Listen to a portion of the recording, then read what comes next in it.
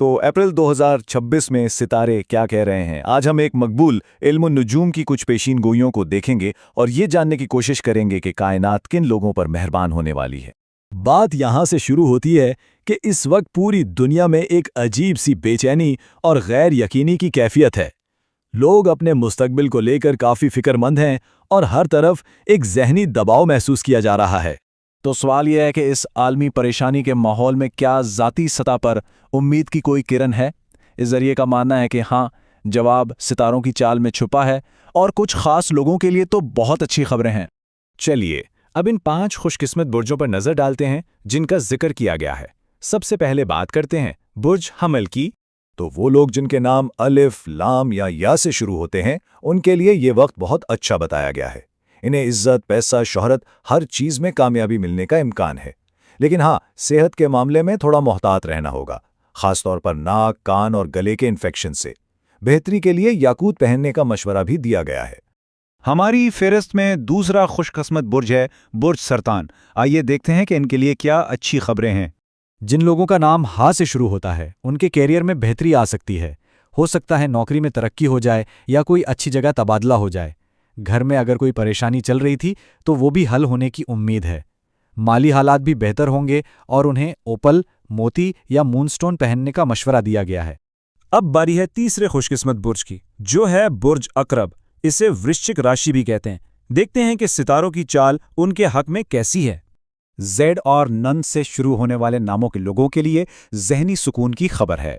वो अपने माली मामलात को भी ज़्यादा बेहतर तरीके से संभाल पाएंगे और अगर कोई कारोबार करता है तो उनके लिए यह सरमायाकारी करने या कोई नई प्रोडक्ट लॉन्च करने का बेहतरीन वक्त हो सकता है। उनके लिए नीलम का पत्थर तजवीज़ किया गया है। चलिए अब आखिरी 2 खुशकिस्मत बुर्जों की तरफ आते हैं जिनका जिक्र मिलता है। इनकी पेशीन गोइयां एक साथ पेश की गई हैं, तो देखते हैं कि बुर्ज कौस और बुर्ज जद्दी के लिए क्या है। तो बुर्ज कौस यानी जिनका नाम फे से शुरू होता है, उनके लिए सफ़र और नए कामों में कामयाबी की उम्मीद है। इनकी हिचकिचाहट भी खत्म होगी। दूसरी तरफ बुर्ज जद्दी वाले यानी जीम, खा और ग से शुरू होने वाले नाम, उनकी इज्जत और रोजी में बेहतरी आ सकती है और अगर कोई काम रुका हुआ था तो वो भी दोबारा शुरू हो सकता है। कौस के लिए जर्द पुखराज और जद्दी के लिए नीलम बेहतरीन है। आपने गौर किया होगा कि हर बुर्ज के साथ एक ख़ास पत्थर या नगीने का जिक्र है। इन नगीनों को बहुत अहम समझा जाता है। तो आइए ज़रा इन पर बात करते हैं कि इनकी अहमियत क्या बताई गई है। तो आइए जल्दी से दोहरा लेते हैं।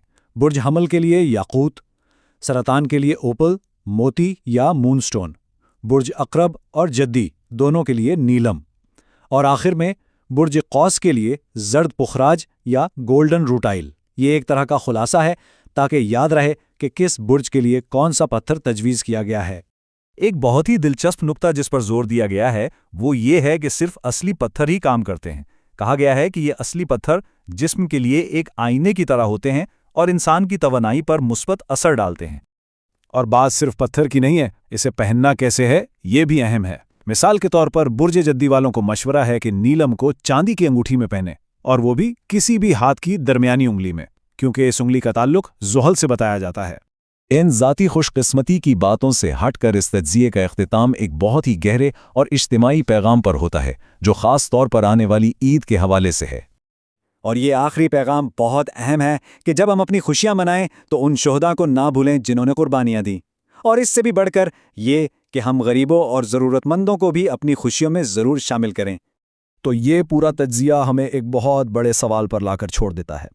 इस गैर यकीनी वक्त में हम उम्मीद आखिर कहाँ तलाश करते हैं? क्या सितारों में, रूहानियत में, या फिर जैसा कि आखिरी पैगाम से ज़ाहिर होता है, एक दूसरे का सहारा बनने में? इस पर ज़रूर सोचिएगा।